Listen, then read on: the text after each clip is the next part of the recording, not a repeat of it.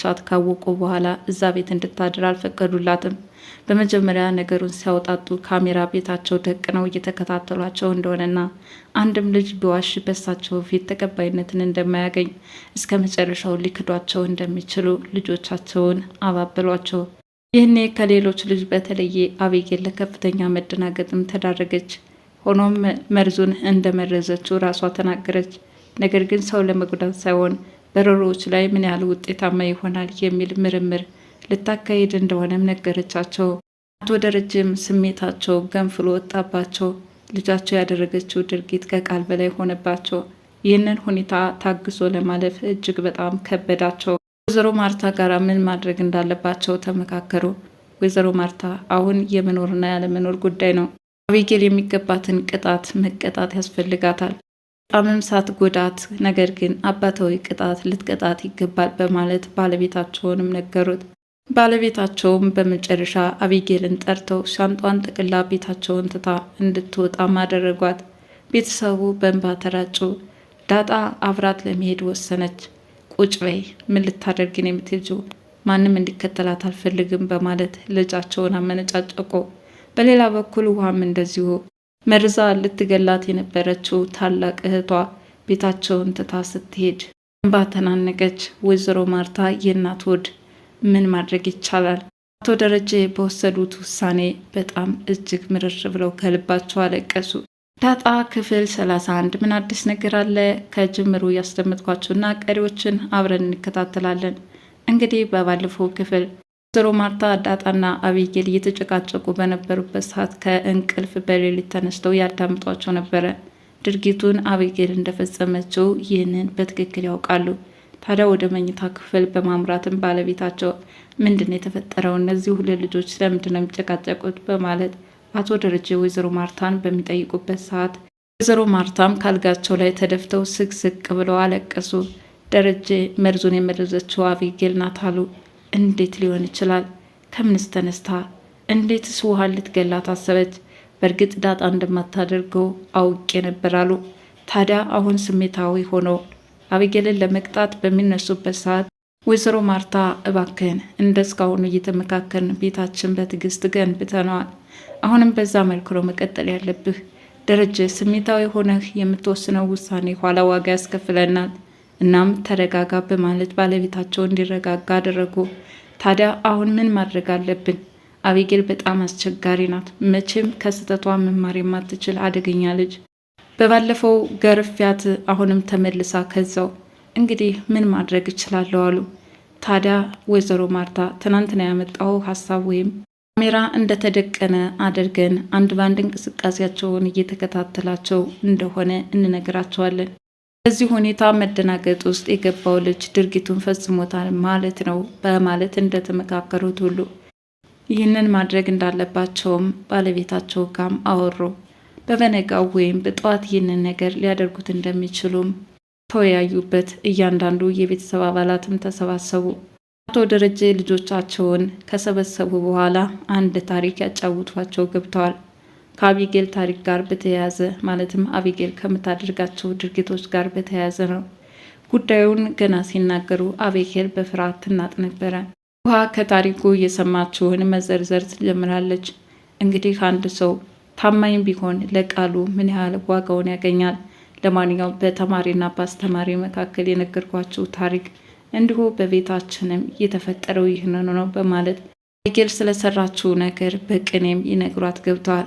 ውሃ መመረዟን ተከትሎ ማን የመረዛት በማለትም ጥያቄያቸውን አነሱ። እዚህ መልስም ዳጣ ከነከድር ሱቅ ሄጄ እኔ ነኝ ያመጣሁት ኮካውን፣ እሱም የታሸገ ኮካ ነው፣ አምጥቼም ለአቤጌል ሰጠዋት አለች። ውሃ ቀበል አደረገች። እኔ መርዙን አልመረዝኩትም በጭራሽ በማለት ራሷን ነፃ እንደሆነችም ለማስተዋወቅ እየሞከረች ነው። ሆኖም አሁን ትኩረታቸውን ሙሉ በሙሉ ከአቤጌል ላይ ያደረጉ። አቤጌል ብርጭቆውን የት ነው ያገኘሽው በማለት ጠይቋት። እሷም ጠረጴዛ ላይ እንዳገኘችውና ልትጠጣ እንደፈለገችም ነገረቻቸው። ታዲያ ብርጭቆውን ሰላም አላነሳቸውም ነበረ። እንዴትስ ጠረጴዛ ላይ ልታገኙ ቻልሽ አሉ። ብቻ በዚህ ሁኔታ ክርክሩ ቀጥሏል። በዚህ ሁኔታ ግን እውነታውን ለማውጣት ስለከበዳቸው ቤታችን ካሜራ ተደቅኗል። እነዛ በግድግዳ ማዕዘን ላይ የተደበቁ ጌጣጌጦች ካሜራዎች ናቸው። እናንተን የምታደርጉትን አንድ ባንድ ይከታተላል። አሁን መዋሸት የለም ተባሉ። እያንዳንዱ ቤተሰቦች እርስ በርሳቸው ይተያያሉ። ውሃም ቀጠለች። ቤታችን ውስጥ ካሜራ አለ ማለት ነው። እንግዲህ የምናደርገውን የሚከታተል ከሆነ እኔም በልጅነቴ ያደረግኩትን የህፃንነቴን ያስታውሰኛል ስትልም ፈገግ የሚያደርግ ነገር አንስታለች። በህፃንነትሽ እዚህ አልተወለድሽም፣ ለማንኛውም ንገሩኝ ባይ አርፈሽ ተቀመጭ በማለት ወይዘሮ ማርታም ነገሩን ለማስቀየስና ወደ ርዕሳቸው እንዲሄዱም አድርጋለች። ታን ቀጠለ። ካሜራ ካለ ጥሩ ነው፣ ምናልባትም የውጭ ሰው ሊያደርገው ስለሚችል ይከፈትና ይታያለ። በበኩሏ እንዲሁ ተመሳሳይ ሀሳብ ከናታን ጋር የሚጋራም ተናገረች። አይ እንደዛ ከመሆኑ በፊት የእናንተን ታማኝነትና ሀቀኝነት ተናገሩ። እንግዲህ ጉዳዩ አንዴ ተፈጥሯልና ምንም አትባሉም ለጥፋታችሁ በማለት ወይዘሮ ማርታም ሆነ አቶ ደረጀ እውነታው እንዲወጣ የተቻላቸውን ጥረት እያደረጉ ነው። አቤጌል ተናገሪ፣ አንቺ ነሽ አይደል ያደረግሽው? ካደረግሽው ተናገሪ፣ ይህንን ካሜራ ከፍቼ ከማየቴ በፊት በማለት አቶ ደረጀም ጠየቋት። ወይዘሮ ማርታም እንዲሁ አጅሪት አቤጌልም እሷ እንደመረዘችው እና ነገር ግን የመረዘችው ለሰዎች ተንኮል ወይም ክፋት አስቤ ሳይሆን ለበረሮዎች ማጥፊያ ምን ያህል ውጤታማ ያደርጋል በሚል ነበር ይህንን ያደረግኩት አለች። ይህን ሲሰማ አቶ ደረጀ ራሱን ያዘ። ወይዘሮ ማርታም እንደዚሁ ብቻ ምንም ነገር ስሜታዊ ሆነህ እንዳትወስን በተባለው መሰረት ወዲያውኑም ትቷቸው ከቤት ይወጣል። ወይዘሮ ማርታ ጋም ተከታትለው አብረው ተያይዘው ይሄዳሉ። ይችን ልጅ ምን እናድርጋት አሉ። ታዲያ ሳይካትሪክ እንጥራላት፣ ምናልባትም አመለካከቷ ሊቀየር ይችል ይሆን? ቻችንን ገላብን ነበር ምን ሲል አደረገችው አሉ። ብቻ ድርጊቷ ከቀል በላይ ሆኖባቸዋል። አቤጌል ሆን ብላ ሰው ለመጉዳት ወይም ለመግደል አስባ ሳይሆን ዳጣን ለማስባልና እሷን ከቤት ለማባረር ስለፈለገች ነው። ዳጣ ምን አደረገቻት? አይ ክፉኛ እየቀናችባት ከዚህ ቤት አባረርሻለሁኝ፣ አንቺንም ሆነ ሰላምን እዚህ ቤት ባትወጡ ቆይ ባልሰራላችሁ ስትል ነበረ። ስለዚህ ምናልባትም ያንን መርዝ በዳጣ ተሳቦ እንድትወጣላት ስለፈለገች ነው ይህንን ዘዴ የፈጠረችው በማለት ወይዘሮ ማርታ ለባለቤታቸው አስረዱ። ባለቤታቸው ሁሌ ጭንቅላቷ መጥፎ ነገር ነው የሚያስበው። አሁን ምን ቀጥቻት ምንስ ያስተምራታል በማለት ጭንቀት ውስጥ ገቡ። ታዲያ አሁን ወይዘሮ ማርታ ያደረገችው ነገር ከባድ ነውና አባታዊ ቅጣት ያስፈልጋታል፣ ቅጣት አሉ። አቶ ደረጀም በሀሳባቸው ተስማሙ። ጥን የውሃ ጓደኛ ከአርጁ ጋር ተገናኝታ ነበረ። ተመርዛ ስለነበረ አሁን ወደዛ ቤት እየሄድኩ ነው አለችው። ሆኖም አቤጌልን ጉንጫን ሳሚሌ በጣም ናፍቃኛለች በማለትም ይነግራታል። እሷም ይህንን ከተናገርኩ አቤጌል ልትሰድበኝ ስለምትችል መልእክት አላደርስም አለችው። ከፈለግኩ ውሃ ስለታመመች አብረን መሄድ እንችላለን በዛውም እያታለችው። በፍጹም ወደዛ ቤት አልሄድም በማለትም ወደ መጣበትም ይመለሳል። ማለትም መልእክቱን አድርሶ ታዲያ ከቤት ከመጣች በኋላ አቤጌል እንደመረዘቻት ውሃም ነገረቻት። እንዴት ሊሆን ይችላል? ለእኔ ሳይሆን በረሮዎች አጠፋለሁ ብላ ነው በማለት ምስኪኗ ውሃ የእህቷ ክፋት በደንብ የተገለጠላት አትመስልም። በጣም አቶ ደረጀ በጣም ስሜታዊ እንደሆነ ተመልክተሸዋል። ለማንኛውም እሱ ከመምጣቱ በፊት አሁን ቦታሽን ብትፈልጊ ጥሩ ነው፣ እኔ በኋላ ሲመጣ ጥሩ ነገር የሚፈጠር አይመስለኝም በማለት አቤጌል መከረቻት። አቤጌል በአባትና በልጅ ጣልቃ አትግቢ፣ ምን አገባሽ? ይሄ የቤተሰብ ጉዳይ ነው፣ አንቺን አይመለከትሽም በማለት አመነጫጨቀቻት። ሁሉ የመጣብኝ በአንቺ ጦስ ነው በማለት አቤጌል ዳጣን ሰደበቻት። ናታን በአንቺ ምክንያት ይኸው ቤቱ እየታመሰን ያለው በጣም ብዙ ነገር ትጎትቻለሽ በማለትም እንዲሁ ናታን ተቆጣት። ቀጥሎም በእኔና በዳጣ መካከል ምንም አይነት ግንኙነት የለንም፣ ምንም አላደረገችሽ፣ ከመሬት ተነስተሽ እሷን ለመጉዳት ስትይ ነው ይህን ሁሉ መዘዝ ያመጣሽው በማለት ግልጹን ይነግራታል። ይህኔ አቤጌልም በንዴት እየተንጨረጨረች ስለማይመለከታቸው ጉዳይ ምንም አያገባችሁም እያለች መለሰችላቸው።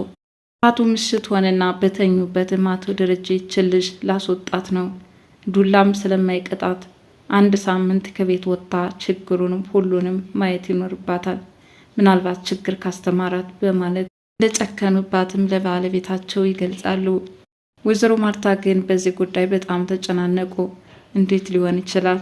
ደረጀ ባክን ቀለል ያለ ቅጣት በማለትም ባለቤታቸውን እየተማጸኑ ነበረ። ፍጹም አሁን የምራራላት ልቦና የለኝም፣ ምክንያቱም ሰው እስከ መግደል ደረጃ ያደረገችው ነገር ነው በማለት እንደቆረጡባት ዳጣ ተደብቃ ታዳመጥ ነበረ። ለአቤጌል በመሄድ አቶ ደረጀ ተናዷልና አሁኑኑ ዘወር በይ እያለች እየመከረቻት ሳለ ምን አገባሽ በማለት እንደተለመደው አመነጫጨቀቻት። ክፍሉ ካለበት ተጠርታ እንድትሄድም ተደረገች። አሁኑኑ ሻንጣሽን ጠቅለሽ ውጭ፣ ከዚህ ላይሽ አልፈልግም፣ በጣም ባለጌ ነች በማለት ልጃቸውን ሰደቡ። ልጃቸውም ጧት ስለተነጋገርንበት ጉዳይ አሁን ለምን ትናገረኛለህ አባዬ አለችው። መቼም የምትማሪ አይደለሽምና አሁን ጉዞ ወደ ጎዳና ተባለች። ከዛም ሻንጣዋን ጠቅላ ወደ ሳሎንም ተከሰተች። ሳሎን ተሰብስበው ያሉ ቤተሰቦቿን ያየችም እንዲማልዱላት ተማጸነቻቸው። ውሃ ወደ የት ነው በማለት አቢጌልን ጠየቀቻት። ይኸው አባዬ ሊያስወጣኝ ነው አለች። ውሃም አለቀሰች። ተያይዘው እያንዳንዱ ቤተሰቦች በአቢጌል እንባ ተራጩ። ዳጣ ተከትያት ልሄድ። ውሃ ለምንድን ነው እናት ምንም የምትናገረው የላትም፣ ነገር ግን ስሜቷን በእንባ ስትገልጽ ነበር። እንዲህ ቤተሰቡ እርስ በርሳቸው እየታመሱ ሳለም አቢጌል የአቶ ደረጀን ቤት ትታ ሻንጣዋን ጠቅላ ወደ ውጭ ወጥታለች። በሚቀጥለው ክፍል በምን እናገኛታለን? አቢጌል ጎዳና ወይስ ወዳልሆነ ቦታ ልታመራ ትችል ይሆን? ለማንኛውም እንደዚህ አይነት ውሳኔዎች በተለይ ደግሞ ለሴት ልጅ ለዛውም በቅንጦት ያደገች የአንድ የባለ ሀብት ልጅ ችግርና ፈተናን ያልቀመሰችው አቢጌል ዛሬ ላይ አባቷ ሲጨክኑባት ምን ሊያጋጥማት ይችል ይሆን? በሚቀጥለው ክፍል የአቢጌል የጎዳና ህይወቷን የምንመለከት ይሆናል።